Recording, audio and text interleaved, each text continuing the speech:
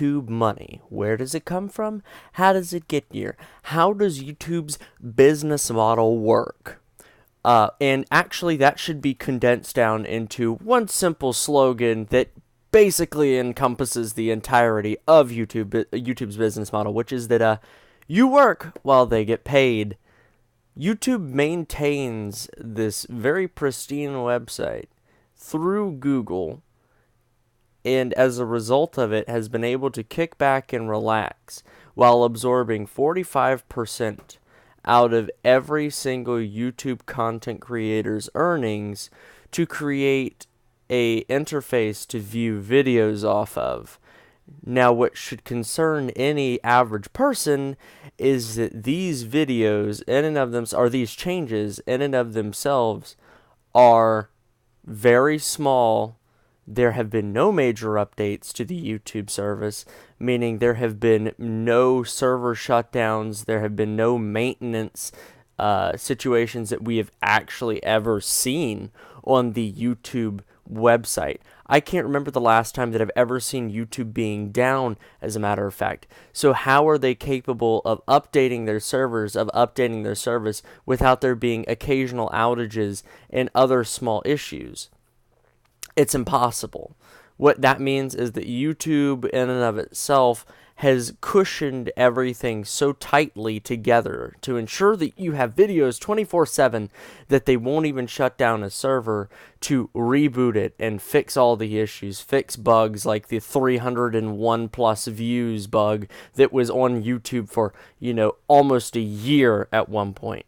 And that's what they do with the 45% of all the money that they take from content creators. They add updates, like the quality of life updates, like the nighttime mode for YouTube, which allows you to view YouTube videos in comfort and in ease in low light situations, when there were already probably 100 Chrome extensions out to do the exact same thing. And you also have to wonder, why does YouTube get such an exorbitant amount of money when they do minimal to no work?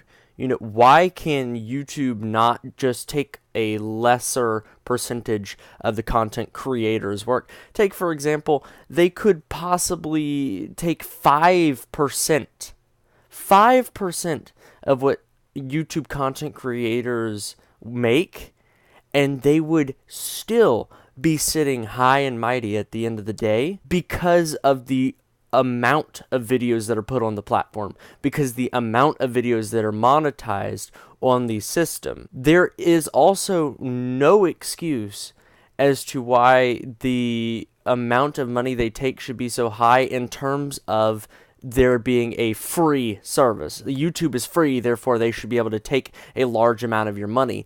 There are plenty of other free services on the internet, like eBay and like Fiverr, that take, 20%, or that take 10%, or that take an invoice, or take whatever, this and that, but they don't punish you for using their service. They simply say, hey, these are fees, and that's that, which is completely understandable. You're providing the majority of the work, and so therefore YouTube, therefore eBay, therefore all of these other services should be making some money.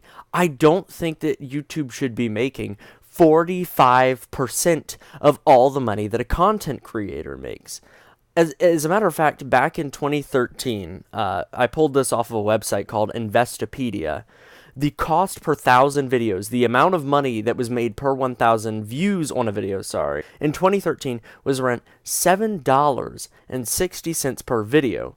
And with the 45-55 split, that means that the content creator would make around $4, while YouTube would make the remaining $3.60 through the Google AdSense advertising surface.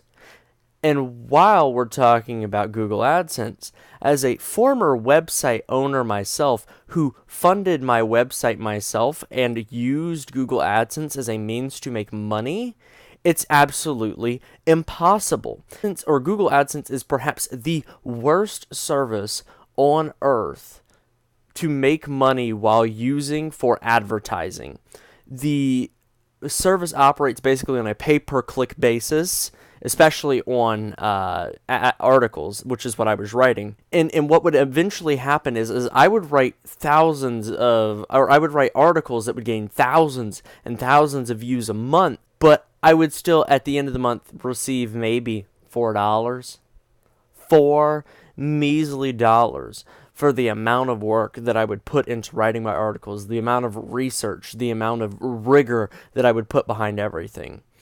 And because of this, bigger YouTubers and even smaller YouTubers have been forced to use things like affiliates. And affiliates are third-party programs like, Amazon, Audible, all of those kinds of services that offer, oh, well, use my code at checkout to save 20% off or whatever. And because of AdSense's inability to pay out to YouTubers, they've had to resort to these third-party programs to make money, to support their own channel. So basically, and that's what's crazy about it, is that it's a third-party program. It's not even offered through YouTube itself. So not only is YouTube taking almost half of your money, but they're also not even giving you the best services by which to make money. This means that YouTube is making as little effort as humanly possible for its content creators and its users, while still raking in as much money as possible. And this kind of leaves the longtime YouTube user and the longtime content creator kind of feeling hung out to dry. Like YouTube in and of itself just doesn't care anymore. There have been YouTubers like PewDiePie, 50 million subscribers on YouTube, the largest, the most exorbitant number you've ever seen. He's basically been the linchpin of YouTube since, I was on YouTube, or since I got on YouTube, which was way back in 2007. And because of YouTube basically trashing his relationship with them, they have removed themselves from a personal connection with the user, with the content creator. And it has thrown people like him underneath the bus. They have sacrificed their content creators for the almighty dollar. And this will inherently intimidate some people who are new to YouTube, who are interested in starting on the service and are beginning on making videos, because they don't know if they'll eventually fall out of favor. They don't know if YouTube might not like what they put out and might demonetize their stuff. And even bigger YouTubers, not just like PewDiePie, but YouTubers that have been very popular, who are growing rapidly, like, take for example a gentleman named Matthias, a YouTuber named Matthias. He was forced to keep his videos extremely long so as not to lose views. And what I mean by this is he reviews like Amazon products and things like that, strange Amazon products and these weird items that people will send him.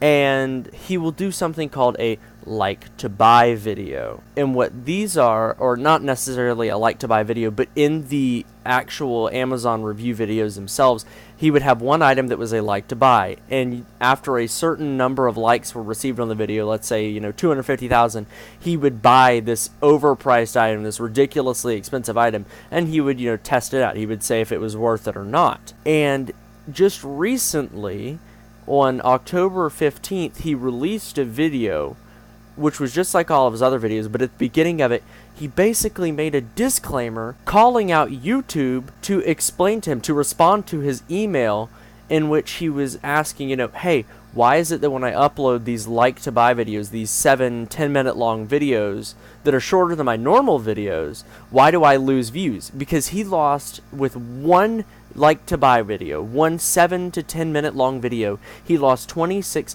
million views because YouTube deemed that his content was no longer worth putting in the recommended for you section, or the what's popular right now section. And on top of this, YouTube also has, and for a long time this was a big controversy, but they have also gone around demonetizing videos without making the users aware, and have claimed that it was because the content was not advertiser friendly, that because the content itself could not have an ad displayed at the beginning of it, they would not allow it to be monetized.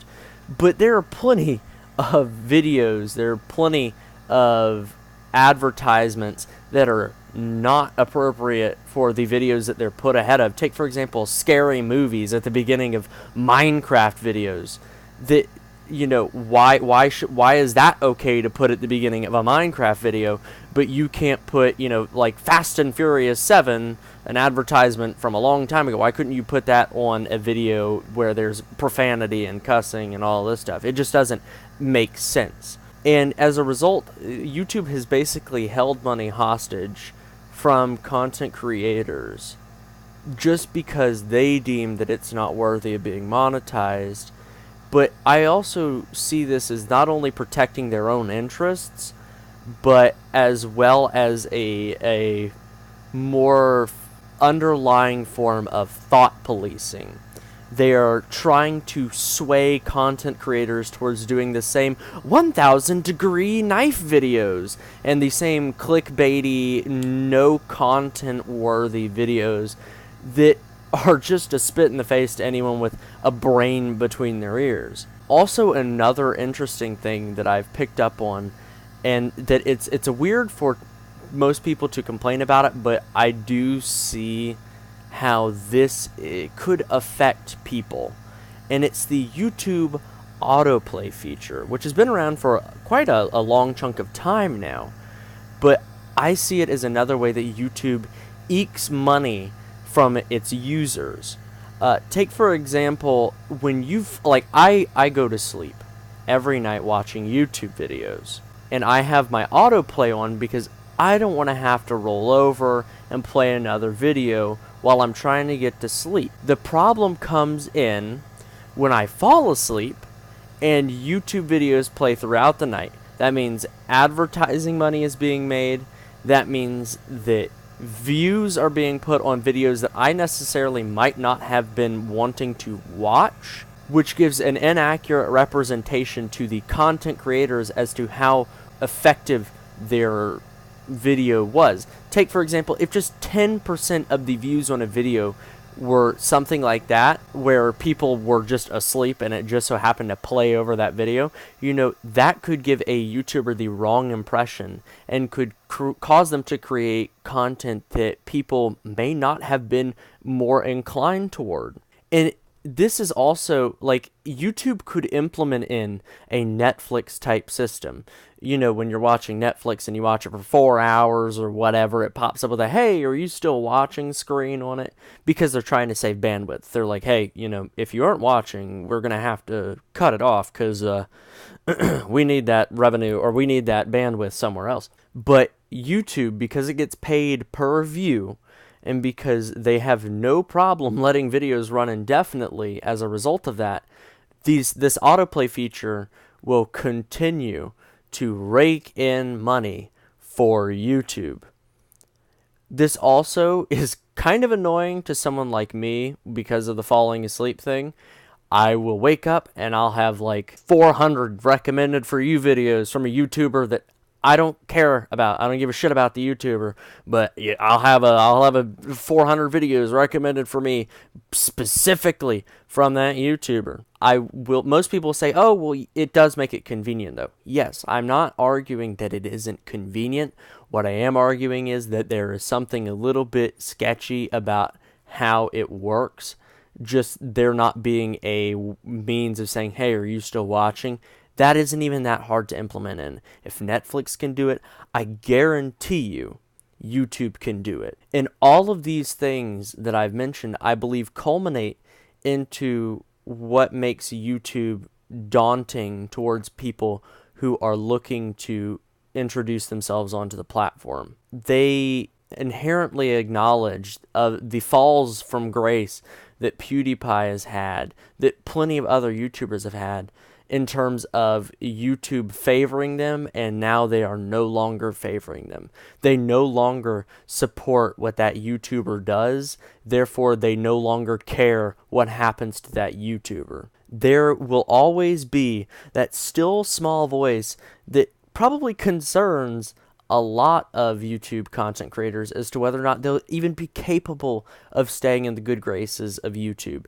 Because if not, then what they want to do or what they love to do will no longer is no longer deemed worthy by YouTube. And what I would say to everyone is that you have to acknowledge that YouTube doesn't care about the user anymore.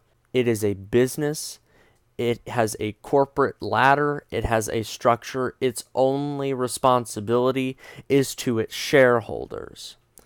And that YouTube is not free because somehow, some way, YouTube is going to make money off of you. It's going to make money off of content creators. It's going to make money off of everybody that even begins to see these videos. And that's how it goes. But there is a way that you can change it. There's a way that we can change it. We can go and message YouTube and email YouTube and start putting ourselves behind initiatives that provide a more open atmosphere in YouTube, that allow more dialogue, that allow an understanding of, hey, well, how do content creators make money per view? How do you become successful on YouTube? What are the exact guidelines? Because there are plenty of times where people have been, DMCA'd or copyrighted striked and things like that when there were never any problems to begin with. And YouTube was just looking to save its own skin. So we have to come together and we have to understand that YouTube will not change unless if we make it change, unless if we the users come together and say, hey, this is what we want, give it to us, or else we're going to have to leave. Anyways, if you like my ideas or if you like my thoughts and you want to hear more of them, please subscribe to me or like this video or whatever you feel comfortable with doing. I'm Alpha Violence, and you all have an absolutely wonderful day.